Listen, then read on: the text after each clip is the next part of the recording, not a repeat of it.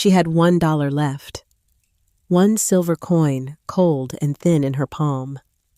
Everything else was ash. The boarding house where she'd worked for her keep had burned before dawn.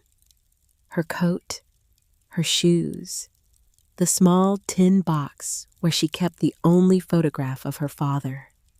Gone. She was 19 years old, standing in the mud of Callaway, Missouri on an October morning in 1884, and every door on Main Street was already closed to her. But at the edge of town, half swallowed by the river, something waited. The old ones called it the Wandering Star, a paddle steamer that hadn't moved in 20 years. Its captain had vanished in 1864, taking the payroll, people said, taking everything worth taking. What he left behind was rot and rumor and a hull full of river mud. Nobody wanted it, nobody but Della Crane. She walked into the county clerk's office that morning with her last dollar and a name people said like a warning. Crane's girl. Like her father before her. Like failure was something you inherited. She didn't argue with any of it. She just put the coin on the counter and asked for the deed. What she didn't know, what nobody in Callaway knew, was that the most dangerous thing about that rotting boat wasn't the broken hull or the black water underneath. It was what someone had locked inside and what someone else would do to keep it there. She had $1 left, one silver coin cold and thin in her palm. Everything else was ash. The boarding house where she'd worked for her keep had burned before dawn. Her coat, her shoes, the small tin box where she kept the only photograph of her father. Gone. She was 19 years old, standing in the mud of Callaway, Missouri on an October morning in 1884, and every door on Main Street was already closed to her. The fire had started sometime around 3 in the morning. Nobody knew how. The cook said it was a knocked-over lantern. The landlady said it was the chimney. What everyone agreed on was that it had moved fast. Too fast for anything to be saved. Della had gotten out with the clothes on her back and the coin she kept in her boot for emergencies. This was an emergency. She stood at the edge of the burned lot and watched the last of the smoke rise into the gray October sky. The smell was everywhere. Wet ash, charred wood, something sharp underneath it that she couldn't name. She pressed her thumb against the coin until the edge of it bit into her skin. She didn't cry. Crying felt like a luxury she hadn't earned yet. The town of Callaway woke up around her the way small towns always did. Slow, self-satisfied. The baker opened his shutters. The general store boy swept the front step. 2 women in good coats crossed the street, looked at Della standing there in front of the ruin, and then looked at each other. That particular kind of look. The kind that meant they'd already decided what the story was. Crane's girl. She heard it before anyone said it out loud, had been hearing it her whole life. The way people said her last name carried a specific weight. Not cruel, exactly. More like resigned. Like failure was a weather pattern her family had brought into the valley and never managed to leave. Her father, James Crane, had been a dreamer. That was the generous word for it. He'd had plans, always plans. A tannery that never got built. A ferry service that lasted 1 season. A land deal somewhere north of Hannibal that turned out to be mostly swamp. He'd been a kind man, a patient man, genuinely good with wood, the feel of it, the grain, the way a piece wanted to split versus the way you could coax it into something useful. But kindness and patience don't keep the creditors away. And when he died in the spring of 1882, he left Della nothing but debt and a last name that preceded her into every room like a bad smell. She'd been 17 then.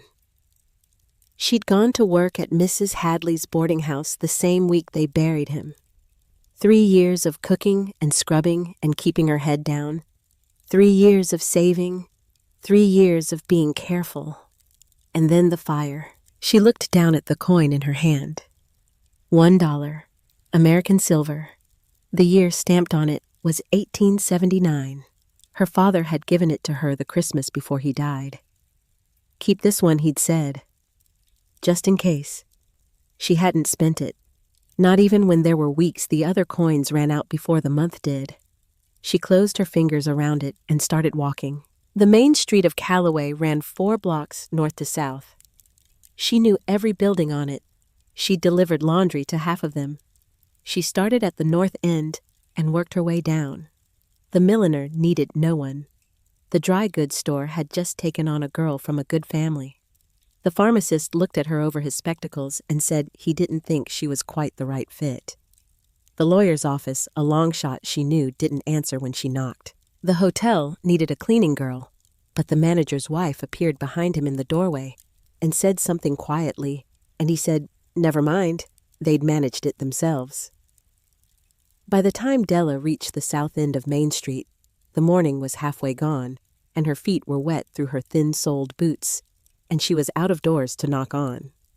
She stopped at the corner, and that was when she saw it. She'd seen it 100 times before, of course. The wandering star had been there her whole life. Everybody in Callaway had grown up with it in their peripheral vision, the way you grow up with a broken fence or a dead tree. You stop seeing it eventually. It becomes part of the landscape, part of the permanence of things. But she saw it now. It sat in the shallows about 200 yards from the south bank, tilted hard to port its hull, dark and waterlogged, its paddle wheel shattered on the starboard side. What had once been white paint was peeled down to the gray wood beneath. The upper deck sagged. The smokestack listed. The whole thing looked like it was in the process of very slowly lying down to die. The Wandering Star, Captain Edmund Farrow's boat, gone to wreck and ruin since 1864. The story was the usual kind of story that attached itself to things like this. Captain Farrow had been transporting payroll and land deeds for several families in the county. He'd come up the river in the spring of 1864, and the boat had run aground in a flood surge. And then Farrow himself had vanished. The money gone with him, the land deeds gone with him. The town had spent a year waiting for an explanation and eventually given up and just decided he was a thief who'd seen his opportunity and taken it. The boat had sat there since. Nobody wanted it. Nobody wanted to be associated with it. It was on the county rolls as a tax hazard valued at exactly $1 in outstanding back taxes, which nobody had ever bothered to pay because nobody wanted to own the thing. Della looked at it for a long time. She thought about her father. He had talked about that boat once. Just once that she remembered. She'd been about 12. They'd been sitting on the bank eating lunch the way they sometimes did on Sunday afternoons when the weather was good and the creditors weren't circling. He'd nodded toward the wreck and said that old girl has more in her than people think. She'd asked what he meant, and he'd gone quiet in the way he sometimes did, like he'd said more than he intended. She hadn't thought about that conversation in years. She thought about it now. She turned around and walked back to the county clerk's office. Aldous Pemberton had been the county clerk for going on 30 years. He was a small, precise man with ink-stained fingers and a habit of clearing his throat before delivering any news, good or bad. He looked up when Della came in. He cleared his throat. "Miss Crane?" he said. "I heard about the fire. I'm sorry for it." "I need to ask you something," Della said. "I expect you do." She put the coin on the counter. "I want to buy the Wandering Star," she said. Pemberton looked at the coin, then at her, then back at the coin. "The wreck," he said. "The back taxes on it are $1. I looked it up in the public register 2 years ago when I was doing the filing for Mrs. Hadley." She kept her voice level. No apology in it, no asking permission. "I'd like to pay the taxes and take the deed." Pemberton cleared his throat again. He stood up. He went to the back shelf where the old ledgers were kept and pulled one down, blowing the dust off its cover. He flipped through pages that crackled like something dried out. He found the entry. He looked at it. Something shifted in his face.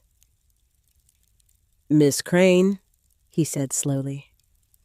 There's a note here in the file. A note, from a prior inquiry." He turned the ledger around so she could see.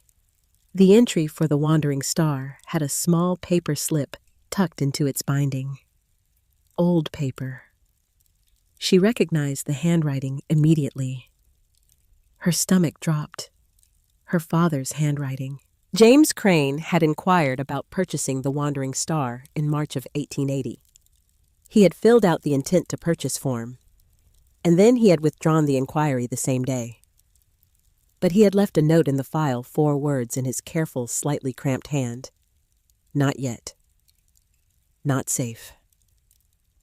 Della stared at it. Not yet. Not safe. He'd known something. Her father had stood in this exact office in front of this exact ledger and made a decision to walk away. And he'd left a message. Not for the clerk. Not for the county. For whoever came after him. For her. She didn't know how she knew that. She just did. "He never mentioned it to me," she said quietly. "No," Pemberton said. "I expect he had his reasons." She was quiet for a moment. Then she put her finger on the coin and slid it across the counter. "I'm buying it," she said. Pemberton looked at her for a long moment. His expression was complicated, not unkind. Something in it she couldn't quite read. He picked up the coin. He made the notation in the ledger. He went to the drawer and produced a deed form, filled it out in his neat, careful hand, and signed it. He pushed it across the counter. "It's yours," he said, and then quietly, "Be careful down there, Miss Crane. That river keeps what it takes." She took the deed. She folded it. She put it inside her dress where it would stay dry. She was halfway to the door when she heard the carriage outside. She knew whose carriage it was before she looked. Everybody in Callaway knew the sound of Mayor Holt Greer's matched bays and their silver-fitted harness. She pushed the door open and stepped out into the street. Greer was already leaning out the carriage window. He was a big man, thick through the chest and shoulders, with a face that had once been handsome and had since gone to something harder. He was 57 years old, and he wore it with the ease of a man who had never once doubted that the world was organized for his benefit. He had a cigar going. He always had a cigar going. He looked at her. He didn't smile. That was the thing that caught her off guard. She'd been prepared for the smile. The condescending, tolerant, you poor, foolish child smile that men like Holt Greer kept ready for situations like this one. She'd steeled herself for it, but he didn't smile. "Della," he said. His voice was even, conversational. "I heard you were in Pemberton's office." Small towns. She said. "I heard what you were in there for." She said nothing. "That boat is trouble," he said. Not unkindly, not mockingly, the way you'd warn somebody about a bad stretch of road. Casual, almost gentle. Has been for 20 years. Whatever you think is on it, whatever you think you're going to find, you're not going to find it. You're going to get yourself hurt, and you're not going to find anything. You understand me?" She looked at him steadily. "Thank you for the advice," she said. Something moved behind his eyes, fast, gone before she could name it. "Leave the boat alone," he said. "Go find yourself a decent situation somewhere. A girl your age with your—" He paused, seemed to reconsider. "There are other options." "I've tried the other options," Della said. "This morning." She didn't wait for his response. She walked. She felt his eyes on her back until she turned the corner. And she told herself it was just the cold air making her skin tighten like that. Just the October wind coming off the river. She told herself that. She almost believed it. The path down to the river ran through a stand of cottonwoods that had lost most of their leaves. The ground was soft. The light fell sideways through the bare branches. It smelled like water and cold mud and something green underneath the smell of things still living below the surface. She nearly missed the old woman. Bess Waller was sitting on a fallen log just off the path, mending a fishing net with the methodical patience of someone who has done a thing so many times. Her hands no longer need her attention to do it. She was somewhere past 70. Her face was a landscape of deep lines. Her hair pulled back under a dark kerchief. Her eyes the color of river water in November, gray-brown and very still, and full of a depth that made Della feel irrationally like she was being read. Bess didn't look up. "They're talking about you already," she said. "Up in town." "I know," Della said. "Saying you've gone foolish. Saying it's in the blood." "I know that too." Bess was quiet for a moment. Her hands kept working. "Captain Farrow didn't run," she said. Her voice was flat. Certain, not storytelling, stating a fact. "That's what I want you to know before you go down there. He wasn't a thief, and he didn't run. He was pushed, and he knew it was coming. That man knew exactly what was happening to him." Della stopped walking. "How do you know that?" Bess finally looked up, those river-colored eyes fixed on Della's face. "Because I watched it happen," she said. "And I was too old and too small and too scared to stop it." She held Della's gaze for a moment.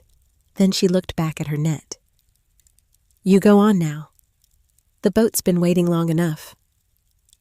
Della stood there another moment. Then she went. The riverbank opened up, and there it was. Full size. Much larger than it ever looked from the road. The wandering star in the afternoon light was a different thing than the wandering star seen from a distance. Up close, it was vast. Even tilted, even ruined, even half sunk in silt. It had the size of something that had mattered once, the scale of ambition even in decay. The mud sucked at her boots as she waded through the shallows. Cold water flooded in over the tops. She didn't stop. She got her hands on the lower railing soft with rot, but still holding, and pulled herself up. The main deck was a ruin, planks warped and split, moss growing in the seams, debris from years of floods piled in the corners. She moved carefully, testing each step before she trusted her weight to it. The whole structure groaned under her, a low, constant complaint, like something very large and very tired being disturbed from a long sleep. That was when the dog appeared. It came from somewhere in the reeds at the stern. Thin, ribs showing through the coat, which was some kind of brindle pattern, brown and black, gone rough and matted. It stopped about 10 feet from her and stood very still and looked at her. It didn't bark. It didn't growl. It just looked at her with eyes that were dark and calm and somehow older than a dog's eyes should be. Like it had been here a long time. Like it had been waiting. "Hello," she said. The dog watched her. "I live here now," she told it. "In case that matters."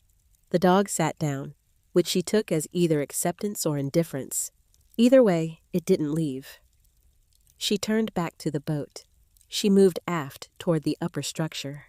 The passenger cabins were ruined doors hanging open interiors, mud-filled ceilings collapsed in places. She didn't linger. She kept moving toward the stern. The captain's quarters were set higher than the rest. Aft of the main cabin block, up a short flight of stairs that had somehow survived mostly intact. Even from the bottom of the steps, she could see the difference. The rest of the boat had surrendered to the river. this door had not. It was dark with age, swollen in its frame. But the iron hardware, the hinges, the plate, the locking mechanism was remarkable. While every other piece of metal on the boat had gone to rust, to pitting, to the slow orange dissolution that water and time make inevitable, these fittings were black and solid and barely touched. Someone had used a different grade of metal. Someone had thought very carefully about this door lasting. She moved closer. The lock was a heavy brass plate, tarnished to a deep greenish brown, but intact. Her fingers found the surface of it. Beneath the tarnish, beneath the grime of 20 years, there was something cut into the metal. She scraped at it with her thumbnail. A letter emerged. Not an E-N. She stared at it. Edmund Farrow's initial was E. Every piece of documented hardware on this boat she'd heard the inventory described at a county meeting once years ago had been marked with the captain's initial. E, standard practice, but not this lock. This lock was marked N.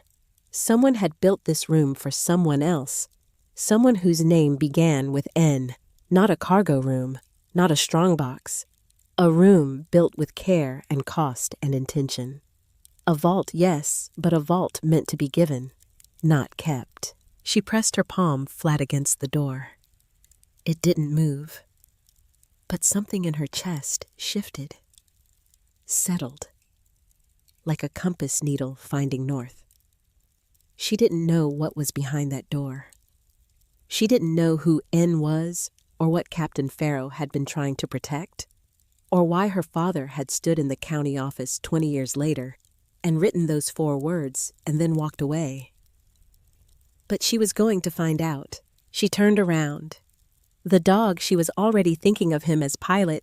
She didn't know why, it just fit, was sitting at the top of the stairs watching her. "Don't look at me like that," she said. Pilot did not stop looking at her like that. She went back down to the main deck and found a section that was level enough to sleep on. She didn't have a blanket. She didn't have food. She had the deed to this wreck folded against her skin, and a dog she hadn't asked for, and a locked door with the wrong initial on it. This was what she had. She sat down with her back against the wall and watched the river go dark as the sun dropped behind the tree line. The water went from brown to copper to black. The cottonwoods on the bank rustled in the evening wind. Somewhere downstream, a heron called once and went quiet. Pilot came and lay down at her feet without being invited. She didn't sleep much. The wood was cold under her. The boat moved with the current in a slow, rhythmic way that felt less like rocking and more like breathing. And sometime, in the deep middle of the night, she heard Pilot's low growl. Just one, soft and sustained, and she opened her eyes and saw through a gap in the railing the light of a lantern moving slowly along the far bank. Watching, she kept still. She kept her breathing even. After a while, the lantern stopped moving. After a longer while, it went away. She lay there until dawn with her eyes open and the coin-sized spot on her palm where her last dollar had been, and she thought about her father's handwriting on that old slip of paper. Not yet. Not safe. He'd been afraid of something specific, something connected to this boat and whatever was on it. He'd gone to buy it, and then he'd changed his mind and left a warning, and 2 years later, he was dead. And now she was here instead. Maybe that was foolish. The whole town thought so. Maybe she was just the next crane in a long line of cranes who reached for things they couldn't hold. Or maybe her father hadn't been warning her away. Maybe he'd been marking the spot, leaving her a trail in the only place he knew she might someday look. The sky began to lighten in the east. Gray first, then a cold, thin rose. then the full, pale light of an October morning coming up over the Missouri River, catching the water and turning it briefly, almost painfully beautiful. Pilot stood up and stretched. He looked at her. She looked at the captain's door, just visible from where she sat. The N on the lock plate, small and deliberate and 20 years old. Whatever was inside that room was worth protecting so fiercely that a man had built it to outlast him. She was going to find out what it was. But when she rose to her feet that morning and walked to the stern to check the door in the fresh light, she stopped. There were footprints in the thin layer of mud that had settled on the deck overnight. Not hers. She knew her own tracks. These were larger, heavier. The tread of a man's working boot. They came up from the port side stairs, moved directly toward the captain's door. Paused there, the mud disturbed in a way that meant standing, shifting weight, examining, and then went back the way they came. And tucked into the gap between the door frame and the wall, folded once, was a piece of paper. She unfolded it. 4 words. Different handwriting from her father's. Urgent. Uneven. Like someone writing fast in bad light. Leave. While you still can. She stood very still for a moment. Then she folded the paper and put it in her pocket with the deed. Someone had been here last night while she slept. Someone who knew she'd bought this boat. Someone who wanted her gone badly enough to come in the dark to say so. But not badly enough, or not able to simply take whatever was behind that door themselves. Which meant they couldn't get in either. Which meant the door was still keeping its secret. Which meant she still had time. Pilot was standing at her elbow, looking up at her with those calm, dark eyes. I know, she said. She squared her shoulders. She started looking for something she could use as a lever. The lever was a piece of oak. She found it on the second morning, wedged under the collapsed railing on the starboard side, half buried in silt but solid, dense. The kind of wood that had gone hard with age instead of soft. She worked it free with both hands, her boots sinking into the mud, the cold river water pulling at her ankles like it wanted her to stay down there with it. It was about 4 feet long, heavy enough to matter. She carried it back to the captain's door and stood there looking at the hinges. Her father's voice came to her the way it always did. Not a memory exactly, more like a presence. The smell of his workshop first. Sawdust and linseed oil and the particular damp wood smell of Missouri winters coming through the gaps in the walls. Then his hands. Big hands calloused with ink stains that never quite came out because he was always making notes on things, always writing down measurements and ideas and plans that went nowhere. Don't fight the wood, Sadie. He'd called her that sometimes, a pet name she'd never understood the origin of. Don't fight it. Understand it. Every piece has a direction it wants to go. You find that direction. You work with it, not against it. She looked at the top hinge. The pin inside it had been seated for 20 years. The wood around it had swollen and contracted through 20 summers and 20 winters. But wood that swells also pulls away from metal. The gap between the hinge plate and the door frame was minute, barely visible. But it was there. She wedged the tip of the oak lever into it, and she started to work. The first hour produced nothing except pain in her shoulders and blisters forming on palms that were already raw from the cold. She worked the lever back and forth in tiny movements, back and forth, feeling for any shift in resistance, any give. The door was utterly indifferent to her efforts. The boat groaned around her with the tide change. Pilot lay on the deck at the top of the stairs, his head on his paws, watching her with the patient, uncomplicated attention of a creature that had nowhere else to be. She worked until her arms gave out. Then she sat against the wall and ate the last of the stale bread she'd found in a discarded sack on the main deck. Hard as ship biscuit. She gave half to Pilot. He ate it without complaint. Then she got up and went back to the hinge. The second day was worse. Her hands blistered, and the blisters broke, and the raw skin underneath wept and stuck to the wood. She tore strips from the hem of her petticoat, the only fabric she had to spare, and wrapped her palms. The white cotton went brown with grime and rust almost immediately. Her back ached in a deep, grinding way that made her think of old women. Which was funny, except it wasn't. Deputy Rufus Leary showed up on the third morning. She heard the crunch of his boots on the bank before she saw him. She didn't stop working the lever. She heard him wade through the shallows, heard him climb up onto the main deck, heard him pause, start moving aft. She kept her back to him. "Morning, Miss Crane," he said. Pleasant enough, almost friendly. "Deputy," she said. "Cold out here." "It is." "Mayor Greer asked me to check on you." A pause. "Make sure you're settling in all right." She turned to look at him then. Rufus Leary was somewhere around 40, with a face that had the particular blankness of a man who had learned early that it was easier to carry out instructions than to question them. He was looking past her at the door, at the lever in her hands, at the hinge.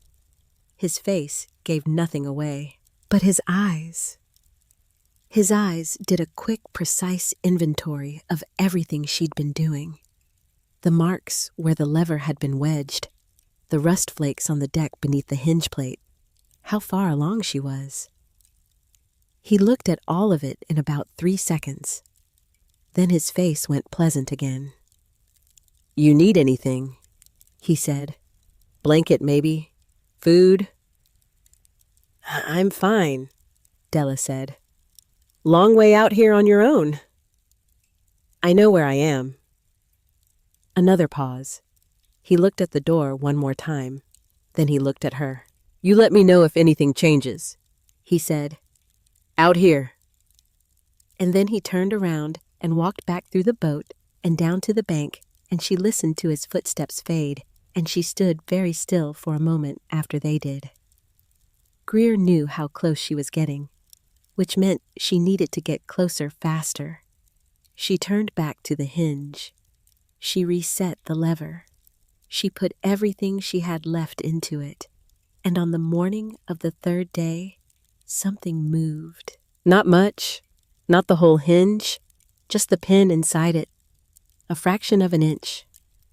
Maybe less, but she felt it. A give in the resistance that hadn't been there before. A loosening, infinitesimal, real. She repositioned the lever and went again. Her vision grayed at the edges from the effort. Her wrapped hands screamed. The boat moaned under her feet. Pilot was on his feet now, standing at the top of the stairs, tail low body, tense ears forward. Like he knew. The pin moved again. More this time. She could hear it now. A tiny metal complaint. A sound like something very old and very stubborn just beginning to give way. Back and forth, back and forth. And then, with a sound like a rusted hinge pin had any right to make, which was a sound like a small animal being stepped on high and grinding and wrong. The pin slid upward, halfway, then 3/4, then with one final application of her entire remaining body weight against the lever all the way. The top of the door sagged inward. Della stepped back. Her chest was heaving. Her hands were shaking. Pilot came down the stairs and pressed himself against her leg. She looked at what she'd done. The top hinge was gone. The door hung at an angle. Now its upper corner swung inward, its lower corner still held by the remaining hinge and the lock. Through the gap, she'd created a dark triangular opening about a foot wide, came a rush of air, and the smell of it stopped her breath.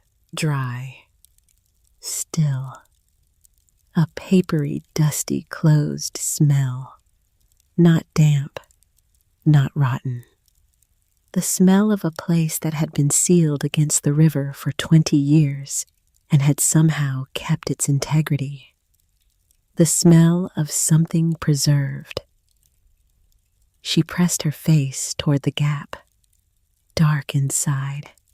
She couldn't see much. The edge of a desk bolted to the wall. The corner of a bunk. Dust over everything undisturbed. She pulled back. The lower hinge now. She reset the lever and started again. It took less time. The lower pin came free in under an hour. The door swung inward, held now only by the brass lock, and she propped the lever under the lower corner of it to keep it from swinging back. She stood in the gap and held up the lantern she'd found and lit with a match she'd begged from a passing riverman 2 days earlier. The light went in. A small room. Narrow bunk bolted to the starboard wall. Small desk bolted beside it. A chair bolted. A single shelf above the desk empty. Dust on everything fine and gray as ash. And there, beneath the bunk, bolted to the thick oak planking of the floor, a chest. Iron. About 2 feet long, 1.5 feet wide. Black with age. Heavy-looking in the way that things filled with dense material are heavy-looking. And on its surface, almost invisible beneath the grime, a name. She crouched down and wiped the lid with her wrapped palm. Letters emerged. N, when you are ready. She sat back on her heels. N. The same initial as on the lock plate. The same careful, deliberate intention. This whole room, the extraordinary door, the exceptional hardware, the sealed air, all of it had been built around this chest. And the chest had been built around that name. N. She needed to get it open. She looked at the lock on the chest. It was not a keyhole. She hadn't expected one exactly. She held the lantern closer. The mechanism on the front of the chest was a dial system. 4 small numbered wheels, each one capable of rotating through the digits 0 through 9, a combination lock. And on the right side of the lock plate, almost too small to see an inscription in the same careful hand as the name on the lid. She tilted the lantern to read it. She read it 3 times. It didn't make sense yet, but she had the logbook. She'd found it on the first day in a waterlogged crate near the bow.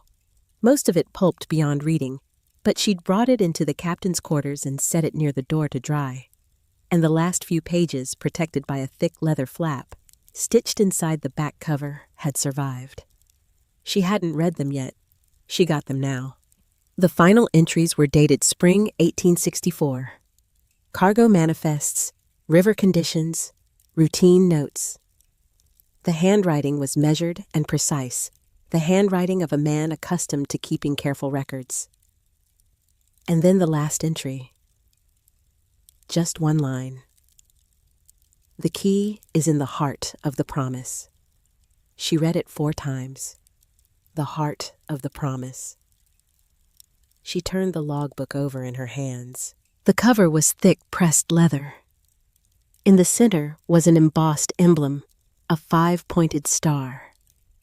The wandering star. She'd seen it without seeing it. Too focused on the pages inside to register the cover itself. But now, she pressed her thumb against the emblem, stiffer than the rest of the cover. A different resistance underneath. Not just leather overboard, something else. She took out the small knife she carried for cutting bread.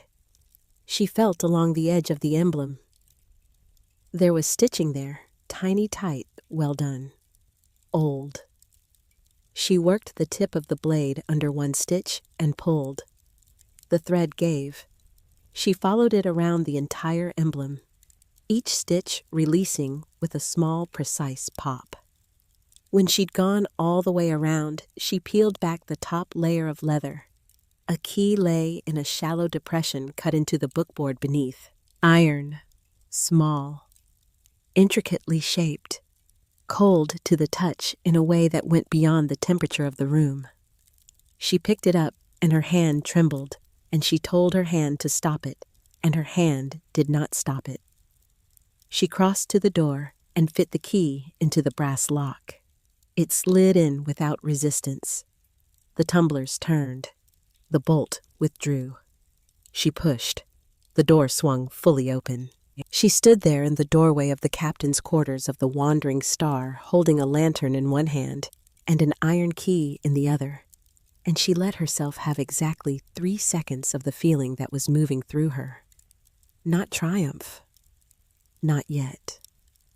Something more complicated than that.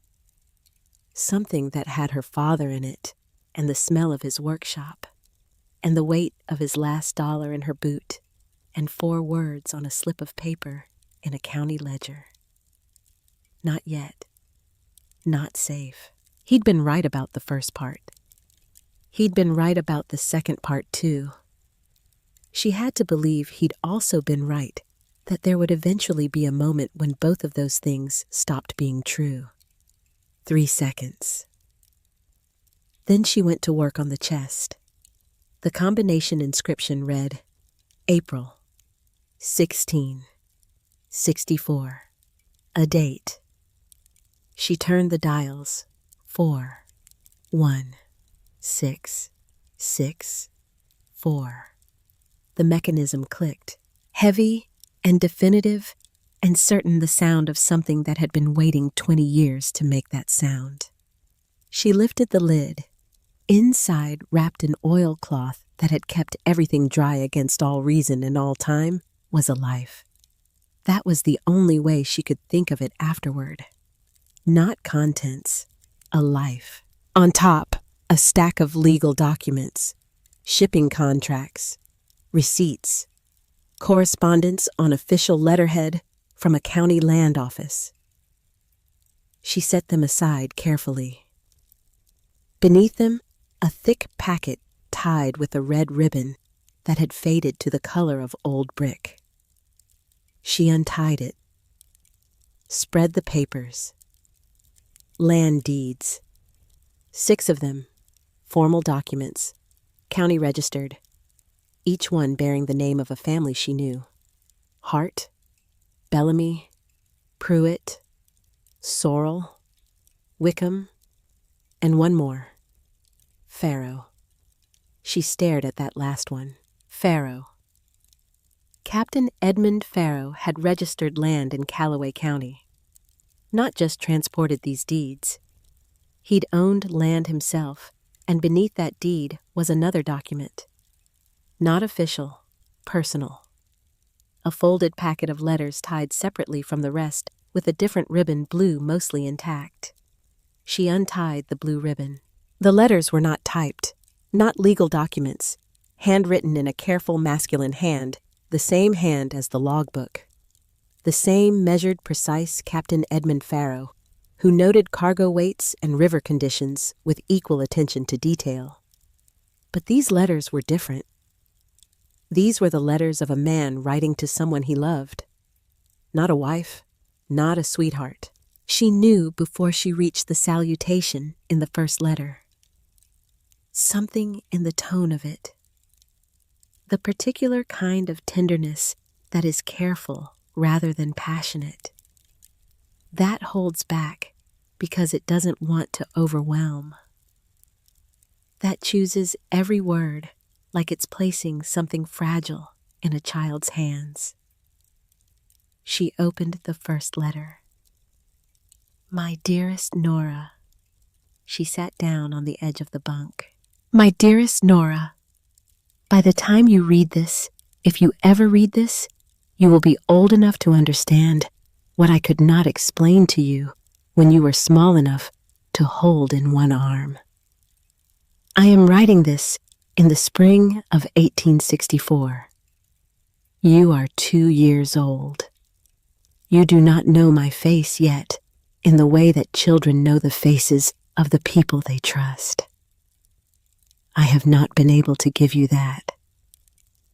And I am setting down these words in the hope that one day you will at least know my name and why I left it here for you.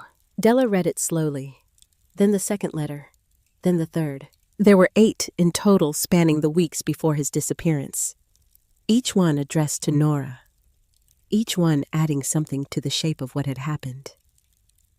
He had known he was in danger. He had known because someone had told him a friend in the county office who'd seen the interest in his cargo in the deeds he was carrying in the payroll. He had known that powerful men wanted what was in this chest and that he did not have the means to fight them. So he had done the only thing he could. He had sealed it away. He had built a room that would outlast him. He had locked a door with a mark for his daughter. He had hidden a key in the most personal object he owned, and he had sailed away knowing that if he disappeared, the chest would remain, and that someday someone would come. The last letter was the shortest. My dearest Nora, I do not know if you will grow up knowing who your father was. I do not know if your mother will be able to tell you. What I know is this: the land deed I have registered in this county bears your name as beneficiary. The mailing address I have listed for you is where your mother has taken you. If this chest is ever opened, if these papers are ever brought to a proper attorney, that deed will make you the legal owner of 40 acres on the south ridge of Callaway County. You are not poor, my girl. You have never been poor. Someone has simply been keeping what is yours. I am sorry I could not give it to you myself. Your father, Edmund Farrow. Della lowered the letter. The lantern flame moved slightly in a draft from somewhere. The boat was quiet around her. She could hear the river against the hull. Slow, patient.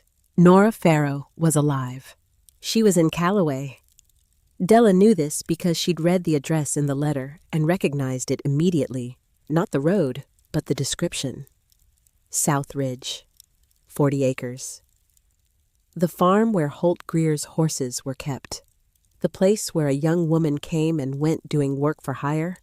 Her name spoken in passing by people who thought nothing of it, who had no reason to think anything of it. Nora Farrow was 22 years old.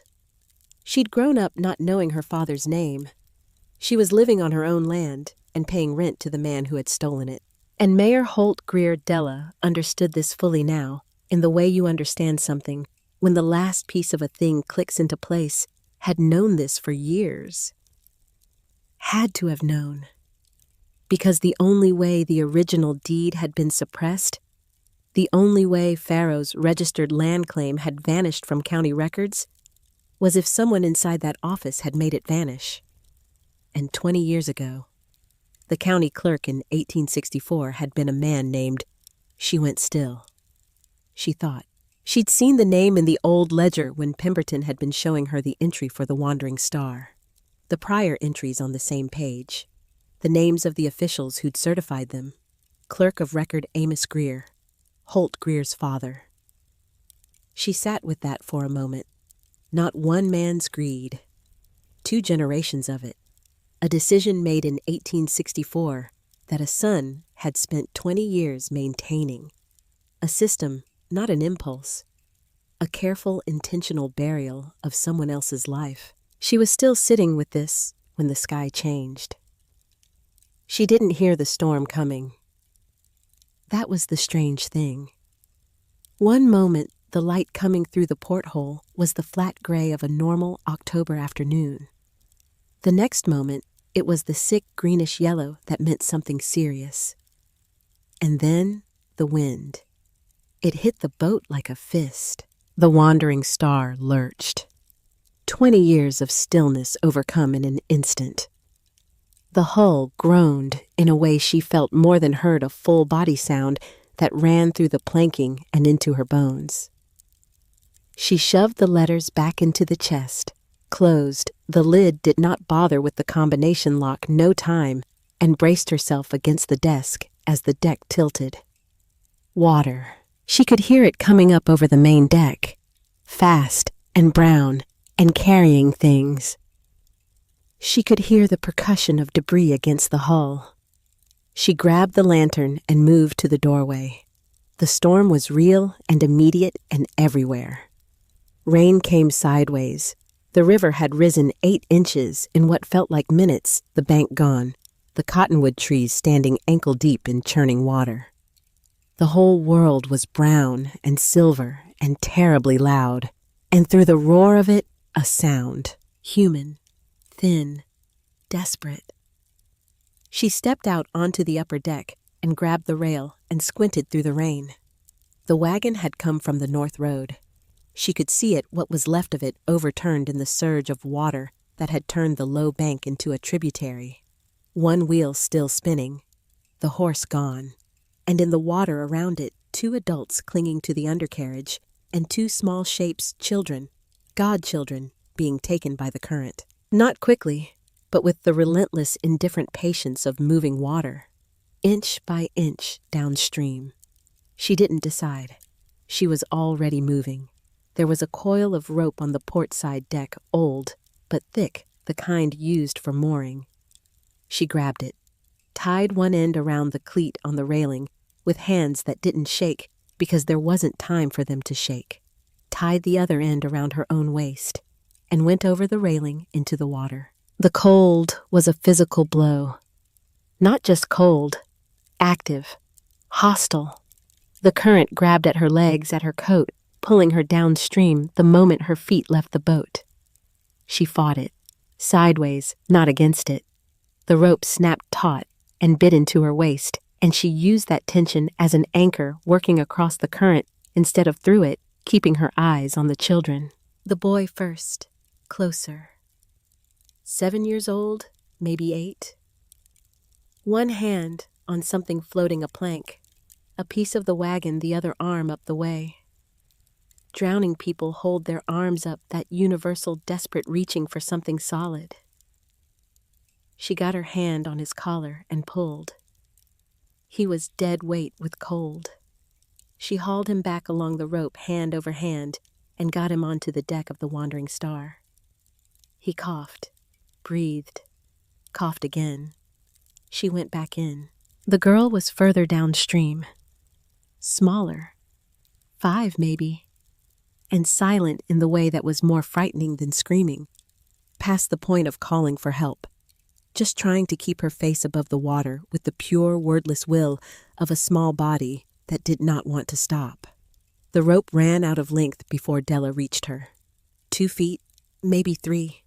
She untied the rope from her waist. Later, she would not remember making that decision. She would just remember the next thing, which was the cold closing over her head when her feet lost the bottom, and then the cold surface again, and then her hand on the child's arm. She got back to the boat by catching the rope when the current pushed her past it, and she didn't know exactly how she managed to get the girl up over the railing with only one functional arm. But she did it. She did it, and she got herself back up after, and then she sat on the deck in the rain for approximately 4 seconds before she went back to the railing to pull the parents in. Owen Hart was a large man. She couldn't have done it without the rope, and she nearly couldn't do it with it. He got his weight over the rail eventually. His wife came next, lighter faster. They collapsed on the deck together, soaked through, shaking their children between them. The man looked up at her through the rain. "You saved my children," he said. The way people say things when they haven't recovered enough yet to speak at normal volume. Too loud, too simple. Like the words were too big for the situation, and too small at the same time. Della's teeth were chattering too hard to answer. She got them into the livestock shelter at the aft end of the upper deck, enclosed on 3 sides, roof intact mostly. She gave them her own thin blanket, the one she'd acquired by trading 2 days of help unloading a supply skiff to a riverman's wife, and used the last of her matches to light the lantern again. She worked through the night, securing planks that the wind was pulling loose, checking the mooring rope she'd strung to the bank when the river kept rising, keeping the family awake and talking when they went too quiet and too cold. The boat moved under her. Not much, just enough. The water had lifted it slightly from the mud where it had rested for 2 decades, and it shifted and groaned in a way that felt like something waking up. Stay together, she thought at it. Just a little longer. You've held 20 years. Hold one more night. The storm broke somewhere around 3 in the morning. Not gradually. The way Missouri storms sometimes ended all at once like a door closing. The rain stopped. The wind dropped. And the silence afterward was enormous and clean. Della sat against the wall of the livestock shelter and let herself breathe. Pilot was against her side, wet, shivering slightly but present. He'd stayed through all of it, never panicked, never left. She put her hand on his head. He leaned into it. When dawn came pale and washed and tentative, the sky a thin watercolor pink that had no business being as beautiful as it was, Owen Hart came and sat beside her. His family was sleeping. His wife and the 2 children, the girls still clutching his wife's coat, even in sleep. He looked at his hands for a moment. "We had a wagon full of winter supplies," he said. "Everything we'd saved for. Gone." "I'm sorry," Della said. "We have the farm at least." A pause. "Such as it is." Something in the way he said it. "Mr. Hart," she said. "What's your farm called? Where is it?" "Hart Land's been there since my grandfather's time," he said. "We rent it from the county trust now. Have done since my father lost the title. Bad harvest years back around 65, 66. We got behind on the land payments, and Mayor Greer's office took the title. We've been tenants since."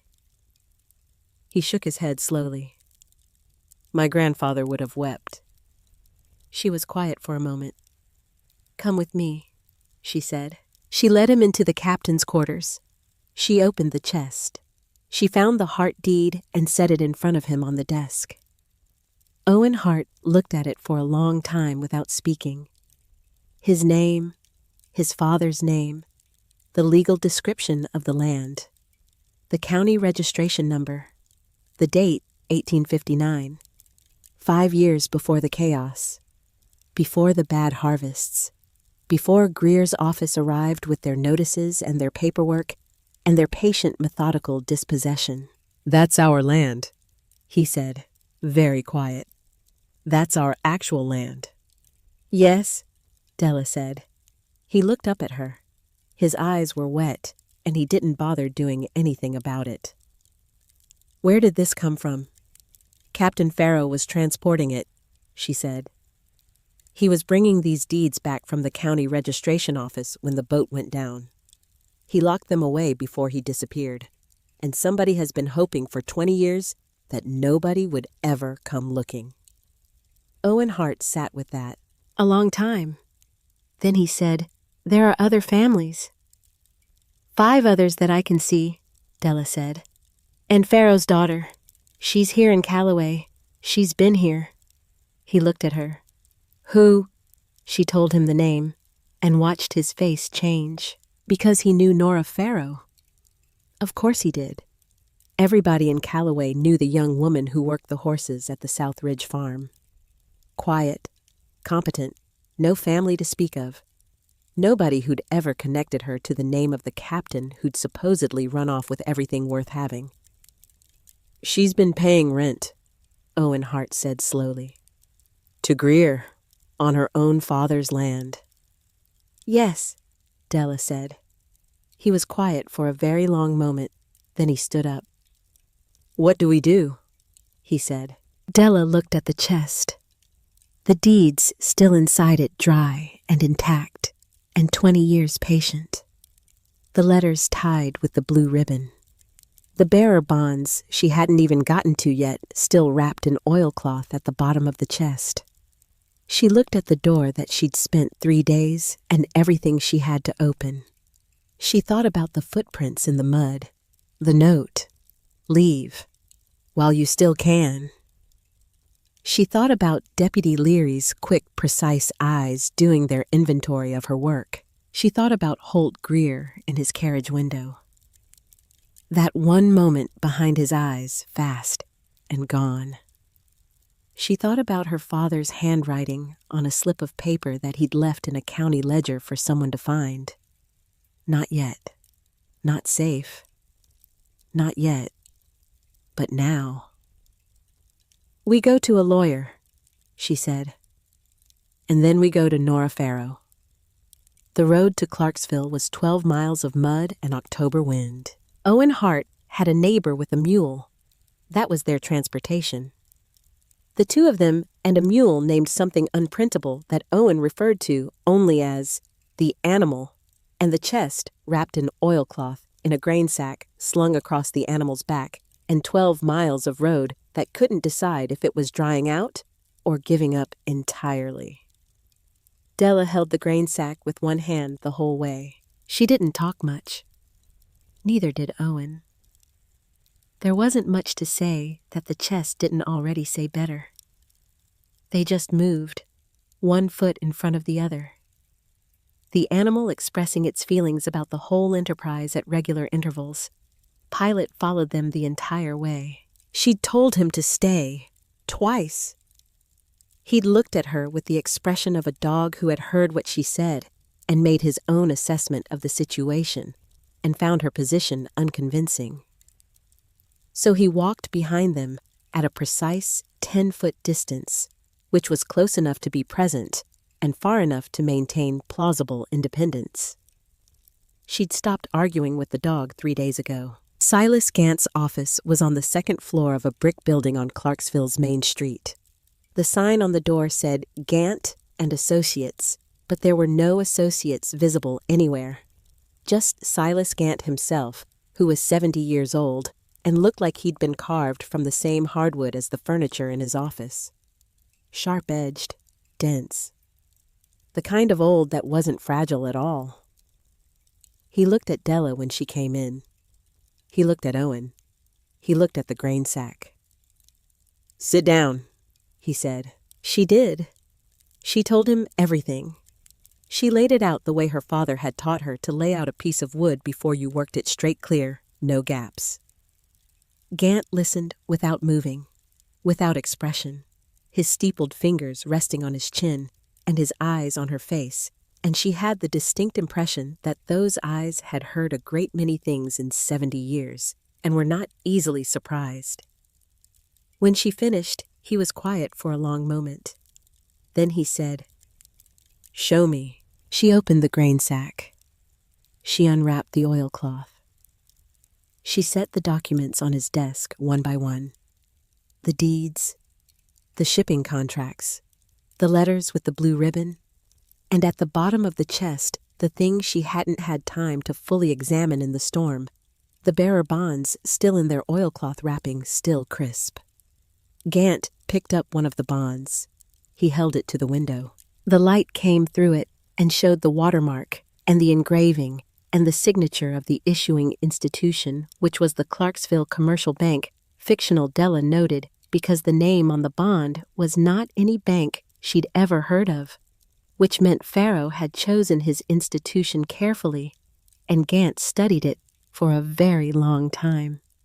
Then he set it down. "These are genuine," he said. "Yes," Della said. "Bearer bonds, which means ownership is with whoever holds them." He paused. "Which is currently you."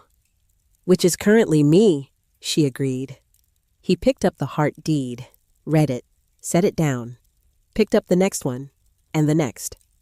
When he'd gone through all 6 land deeds, he picked up the Farrow deed separately and read it twice. "Edmund Farrow registered land in this county," he said. 40 acres South Ridge. "Yes." "And named a beneficiary." "Nora Farrow, his daughter." Gant set the deed down carefully. He looked at the letters, but didn't touch them. "These land deeds are registered documents," he said. "They have county registration numbers, which means they exist in the official record, or they should. If they were suppressed, there will be a discrepancy between what exists in the official register and what these documents show." He paused. "That discrepancy is going to point to whoever did the suppressing." Owen Hart leaned forward slightly. "Can you prove it was Greer?" he said. Gant looked at him. "I'm going to look at the 1864 county records," he said. "I'm going to look at who was clerk of record that year. And I'm going to look at every filing that concerns these families and this boat from that year forward." He picked up his pen. "And then we'll see what we can prove." He sent them to the inn across the street, told them to come back in the morning. He kept the documents. Della didn't sleep well. She lay in the narrow inn bed and listened to October rain starting up again on the roof and thought about Nora Farrow, 22 years old, making her living with horses because it was the work available to a woman alone with no family and no land, getting up every morning and going to a farm that was hers and not knowing it. 20 years of that. She thought about her father. Not yet. Not safe. She'd thought those words were about her, about protecting her from something dangerous. And they were, but they were also something else. They were an acknowledgement that he hadn't been ready, that he'd gone to that county office and looked at the ledger and understood what he was looking at and understood that he couldn't do anything about it alone. Not without proof, not without the chest, not without a lawyer who could make the record speak. He'd been smart enough to know what he didn't have yet. She'd always thought of him as the dreamer, the man with plans that went nowhere. But sitting in that inn room with the rain on the roof, she thought maybe she'd had it backwards. Maybe the plans weren't the point. Maybe what he'd been doing all those years was learning, watching, waiting for the piece he was missing. And then he'd died before it arrived, and she'd gone and gotten it herself. She fell asleep somewhere around 2 a.m. with that thought half formed, and when she woke up, the rain had stopped and the window showed a sky that was doing its best toward clear. Gant's office. 7 a.m. He was already at his desk. He had a document in front of him. Official paper. County seal. He looked up when she came in. "Clerk of record for Callaway County in 1864, he said. "One Amos Greer." He let that sit for a moment. Holt Greer's father. Owen made a sound that wasn't quite a word. "The registration log from 1864 shows Edmund Farrow's land claim," Gant continued. "It's there. Entry, number, date, everything. But the deed transfer record, the document that should have been filed after the registration to formalize Farrow's ownership, is missing. Not lost. Missing. There's a gap in the numbering sequence where it should be, and the next entry after the gap is dated 3 days later and is in a different hand from the rest of that page." Silence. "Someone pulled a page," Della said. "Someone pulled a page," Gant confirmed. "And then, beginning in the spring of 1865, we have a series of debt foreclosure notices against 6 families in the south and east quadrants of Callaway County, all filed through the county trust, all signed by Amos Greer as trustee." He paused. "And then Amos Greer died in 1871, and his son Holt was appointed county trustee in his place, and the arrangement simply continued." Owen Hart put both hands flat on the desk. "He's been collecting rent from us for 15 years, he said. "He has," Gant said, "on land that was never legally his to begin with." "Correct." A long pause. "What happens now?" Della said. Gant looked at her, those sharp, dense eyes. "Now we go back to Callaway," he said. "And we do this properly, in public, with witnesses." He began gathering the documents into a leather case. "Justice is only justice if it's seen. But first." Della left Owen Hart with Gant and the mule and the chest. She went alone, or nearly alone. Pilot materialized at her side the moment she walked out of the building, because apparently the dog had opinions about what constituted appropriate accompaniment for important conversations. The South Ridge Farm was 2 miles east of Callaway's main street. She knew the road because she'd delivered laundry to the farm manager's wife twice a year for Mrs. Hadley. She walked it in the thin morning light and went over what she was going to say. She hadn't found the words yet by the time she got there. Nora Farrow was in the paddock behind the barn, brushing down a gray mare with the focused automatic attention of someone whose hands know the work so well the mind can go elsewhere. She was slim, dark-haired. She had the look of someone who'd been doing physical work outdoors for years, capable-looking. Her face weathered just slightly at the edges, her movements economical and precise. She looked up when she heard the gate. She didn't know Della. She'd seen her around town, probably, the way you see everyone around a town of 800 people. But they hadn't spoken before. "Miss Farrow," Della said. The woman straightened, wary, polite. "Yes. My name is Della Crane. I need to speak with you about something." A pause. "It's going to take a little time, and it's going to be hard to hear." Nora Farrow looked at her for a long moment. The mare shifted beside her. The morning light was coming sideways through the paddock fence, striping the ground between them.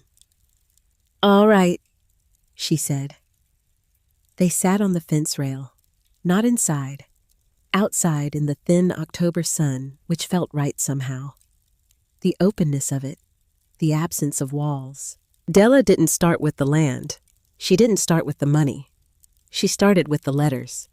She took them out still tied with the blue ribbon, slightly damp from the storm, but intact, and she held them for a moment, and then she looked at Nora Farrow and she said, "Your father didn't leave you." Nora went very still. "Your mother may have told you he did," Della said, "or she may have said nothing at all. But I need you to know before I give you these that what happened to him was not abandonment. He knew something was coming, and he spent the time he had left making sure you would be all right." She held out the letters. Nora Farrow looked at them. She didn't take them immediately. She looked at the blue ribbon, and something moved across her face, a recognition, or the shadow of one, like a thing seen in peripheral vision that disappears when you look directly at it. Then she took them. Della sat beside her on the fence rail and looked at the paddock and the gray mare and the far tree line. She didn't watch Nora read. She gave her that. The privacy of it. The time. The only sound was the mare moving in the paddock and the distant sound of the farm going about its morning and the paper of the letters being turned. Once Nora made a sound. Not a word, just a sound. Small. Involuntary. The sound of something that had been held a long time being set down. Della kept looking at the tree line. When it was quiet again for a long time, she spoke. "He registered land in your name," she said. 40 acres, South Ridge." A pause. "This farm," Nora said. Her voice was not what Della expected. Steady, or working very hard to be. "This farm," Della confirmed. Another long silence. "The rent," Nora said. "Yes. I've been paying rent." Her voice was still steady. "On my own land?" "Yes." A silence that had a different quality from the ones before. Harder, colder. "How long?" Nora said. "Your father registered the deed in 1864. You came back to Callaway in 80. Nora turned to look at her directly for the first time since she'd started reading. 4 years, she said. "I've been here 4 years." Della met her eyes. "I know," she said. "I'm sorry." Nora looked away again. She was holding the letters against her chest now, all 8 of them, both hands. Who knew? She said. Who? She stopped. Started again. Greer knew. Greer knew. He knew when he rented me this farm. He knew who I was. Yes, the thing that moved across Nora Farrow's face at that moment was not something Della had a clean word for. Not anger exactly. Too cold for anger. Too controlled. More like something settling into place. An understanding that rearranged other understandings. A shift in what she knew about the shape of her own life. "What do we do?" Nora said. Not a question. An expectation. And for the first time in 4 days, Della almost smiled. "We go to town," she said. The gathering happened at the county assembly hall. Gant had moved fast. Faster than Della expected, but then she hadn't known yet that Silas Gant had been practicing law in this county for 40 years, and had waited a long time for something exactly like this to land on his desk. He had sent word ahead.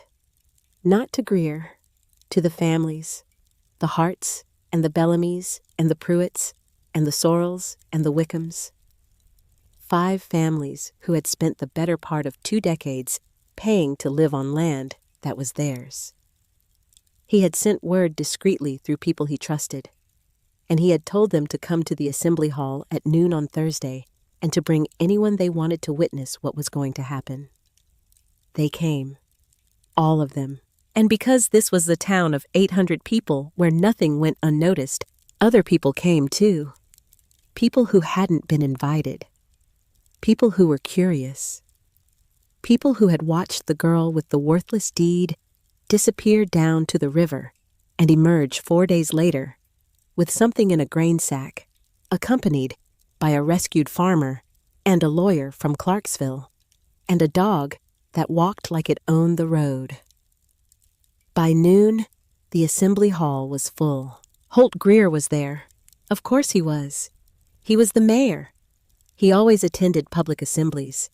He came in with Deputy Leary at his shoulder and his usual bearing, that comfortable, expansive authority that had never in all the years Della had been alive to observe it shown a single crack. He saw Della standing with Gant at the front of the room. He saw the leather case on the table. Something in his face shifted. Not much. Barely visible unless you were watching for it. But Della was watching for it, and she saw it. He found his seat. He sat down. He crossed his arms. Gant didn't waste time. He stood up and laid it out. No drama. No flourish. Just the facts in order with documentation. The 1864 registration. The missing page. The gap in the numbering sequence. The foreclosure notices filed in the spring of 1865 by Amos Greer. The continuation of the arrangement by Holt Greer after his father's death. 20 years of rent collected from families who had never legally lost their titles. He put the documents on the table as he went through them, each one placed down with the quiet, final sound of something being said that could not be unsaid. The room was very quiet. Greer sat with his arms crossed through all of it. He waited until Gant was finished. Then he stood up. "This is nonsense," he said. His voice was its usual smooth self. "These documents have been sitting in a flooded boat for 20 years. The provenance is impossible to verify." "The county registration numbers are verifiable," Gant said. "I have already contacted the state land office. They are sending a representative to review the original 1864 register against these deeds. The numbers will match, or they will not." A pause. "This is a fabrication," Greer said. "Orchestrated by a girl with an agenda and a grudge." "Then the state review will demonstrate that," Gant said. Pleasantly. "You have nothing to fear from a review of the records, Mayor, unless you do." The room was still holding its breath. And then Nora Farrow stood up. She hadn't said she was going to. Della hadn't asked her to. She just stood up from her seat in the third row, The letters still in her hand, she'd kept them. Della had not asked for them back, and she looked at Holt Greer across the room, and she said, "You knew who I was." It wasn't a question. It wasn't an accusation delivered with heat.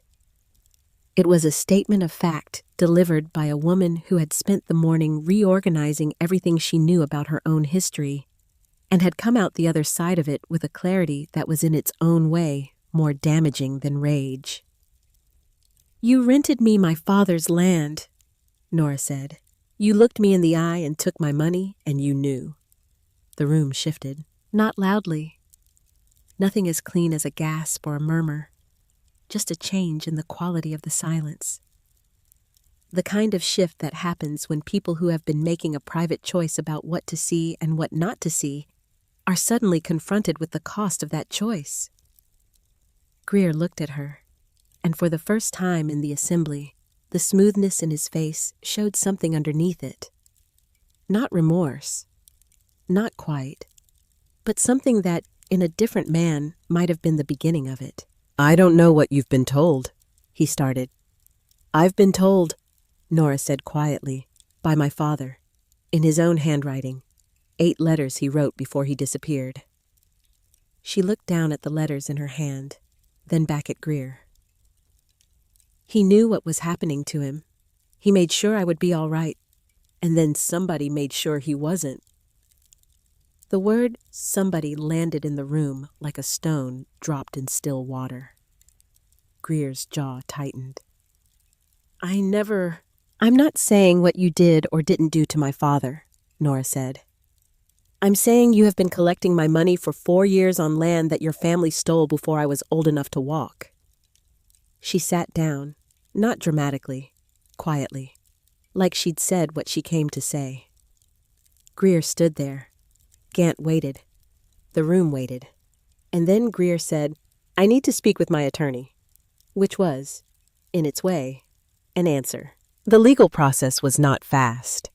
It never was, not in 1884, not in Callaway County, not in any proceeding that involved challenging the position of a man who had spent 20 years building exactly the kind of entanglement that was designed to be slow to undo.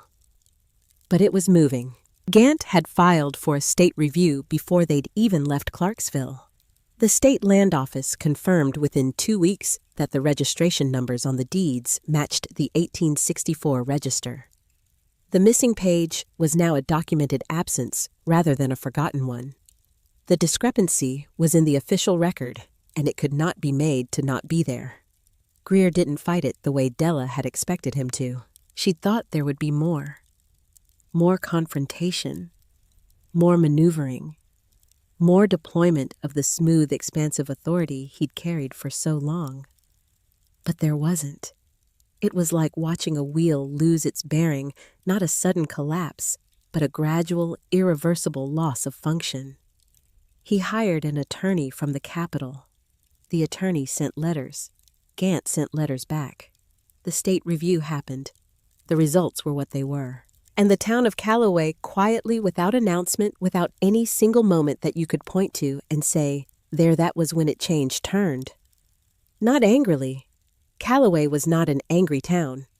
It was a cautious town, a watching town, a town that had known for years in the way that communities know things they haven't admitted to themselves that something was not right, that the accommodations they'd made and the questions they hadn't asked had a cost they'd been deferring. People stopped nodding to Greer on the street. Not dramatically. They just stopped. They looked elsewhere. They were busy with something in the other direction. They had somewhere to be. Deputy Leary submitted his resignation the 2nd week of November.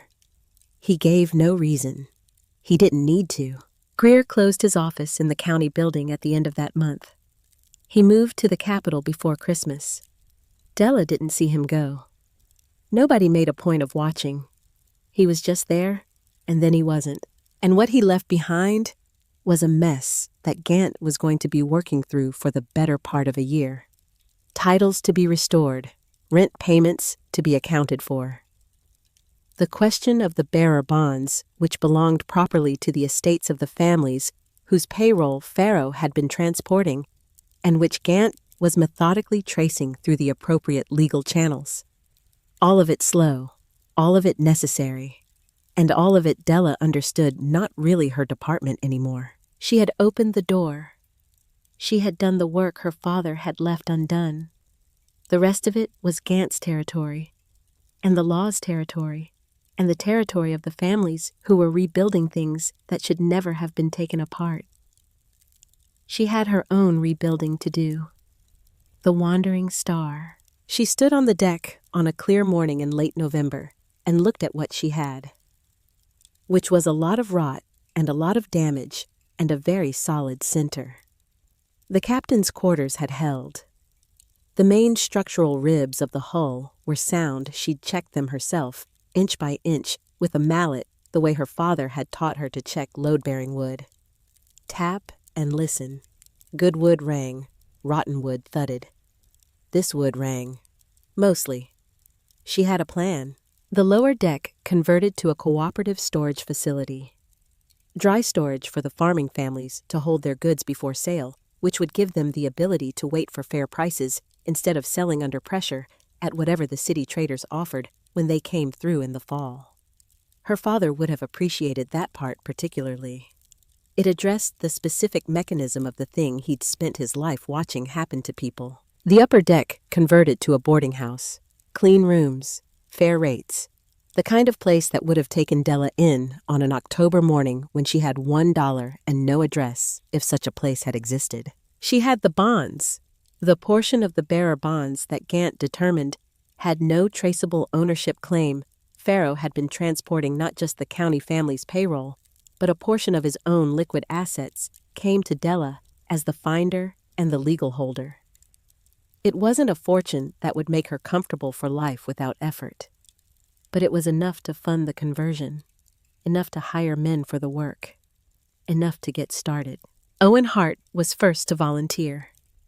He showed up 2 days after Gant's initial ruling with 3 of his neighbors, all of them men who knew something about building, and they'd looked at the boat the way men look at things. They're sizing up for usefulness rather than sentiment. And 2 of them had whistled low, and one had said, "Well, the bones are there," and they'd started talking about what could be done, which was how it always started. Someone looking at what was there instead of what wasn't. She hired them. She paid fairly. They worked.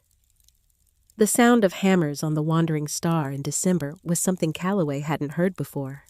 People came to look. Some of them came to help.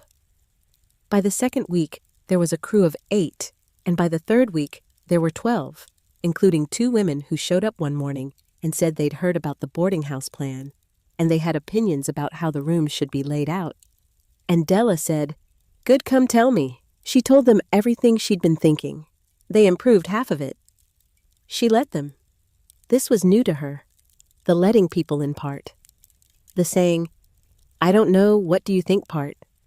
She was 19, and she had been alone with her own judgment for a long time, and it turned out that other people's judgment was actually useful, which was probably something she should have known before now, but she was learning. Nora Farrow came to the boat on a Thursday afternoon in late December. She didn't announce it. She just appeared on the bank and looked at what was happening, and then came up the gangplank that had been built by then solid and level nothing like the rotten railing Della had first climbed over. They sat on the upper deck in the winter sun, Pilot between them. "The farm is mine," Nora said. "Officially, Gant sent me the papers this week." "I know. He told me. I'm going to keep the horses."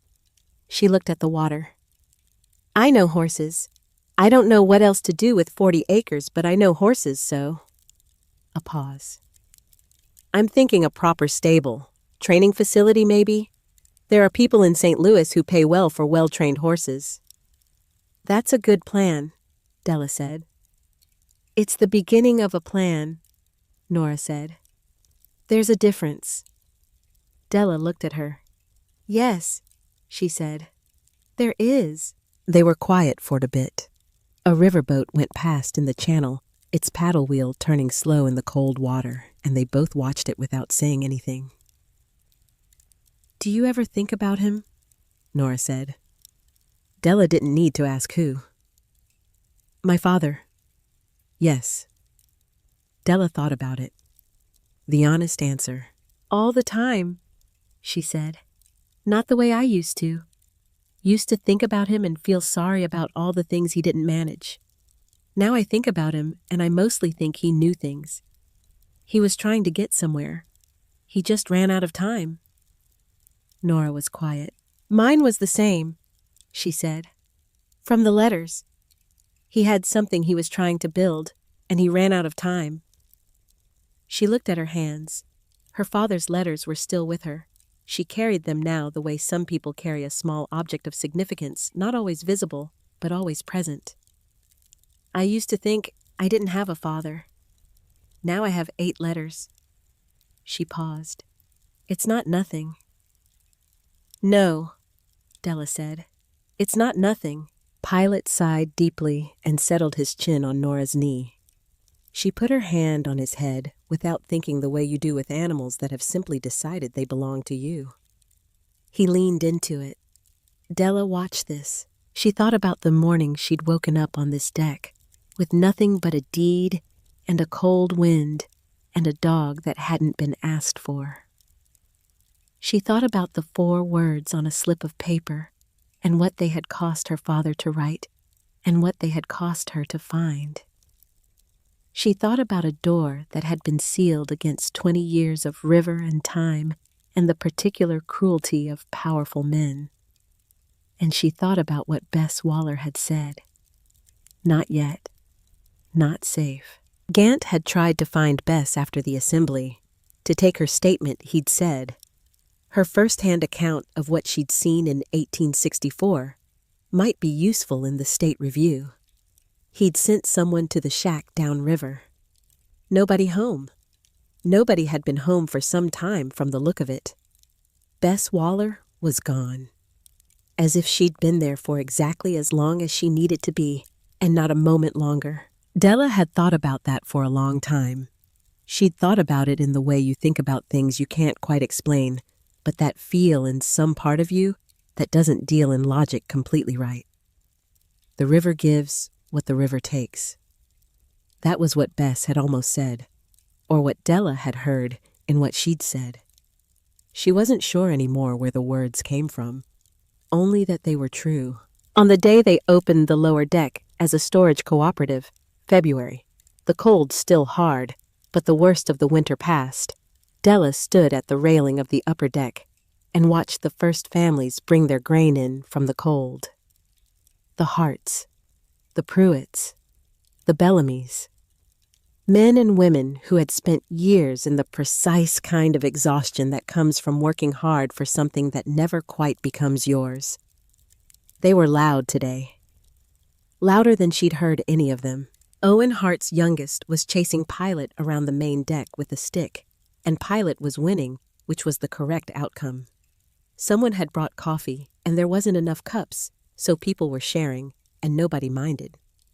The sound of it, the ordinary, unremarkable sound of people being at ease in a place, filled the boat in a way that 20 years of silence had not. Bess Waller appeared at the edge of the bank. Or something that looked like her. Old woman, dark kerchief. Standing at the water's edge the way she always stood a little apart, a little removed from everything, like she was visiting from somewhere adjacent to the world rather than in it. Della looked. The old woman looked back, and then Della blinked because the winter light off the water was doing something complicated to her vision, and when she looked again, there was just the bank. The cottonwoods, the gray Missouri moving past. She stood at the railing for a moment longer. Then she turned back to the boat. The hammering had started up again on the upper deck where the boarding house rooms were taking shape. Someone called her name about a measurement. She went. Later that afternoon, Aldous Pemberton made the walk down from the county clerk's office. He stood on the gangplank and looked at what the Wandering Star had become in 4 months. His expression was the complicated expression of a man who has watched a thing he participated in turn into something he didn't expect. He cleared his throat. Miss Crane, he said. Mr. Pemberton. I wanted to say. He stopped, tried again. When I showed you that note, your father's note, I knew what that boat was. I've known for a long time. I didn't say anything, and I should have. Della looked at him. He was a small, precise man with ink-stained fingers and a lifetime of careful notations in ledgers, and he was standing on her gangplank in the February cold, looking like a man who had been carrying something and had decided he was done carrying it. You showed me the note, Della said. I did, he said. That mattered. He looked at her, cleared his throat. Yes, he said. Well, he looked at the boat. It's coming along. It is. He nodded, turned to go, turned back. Your father would have been proud, he said. I think that's true. I think he would have been very proud. He walked back up the bank before she could answer, which was fine. She didn't have an answer ready. She just had the feeling that came with it, which was the feeling of something that had been a long time unresolved, settling finally into a shape she could live with. Not yet, not safe. But now. And on the upper deck of the Wandering Star on an afternoon in February 1885, Della Crane, 19 years old, owner of a rebuilt wreck, daughter of a man who had known things and run out of time to act on them, picked up a hammer and went back to work. The river ran past below her brown and cold, and moving the way it always moved, like it had somewhere to be, like it had always had somewhere to be, like it had been carrying things upstream and downstream for longer than any of them could remember, and would go on doing so long after all of them were gone. Patient, purposeful, remembering everything. The river doesn't forget. It just waits for someone brave enough to ask.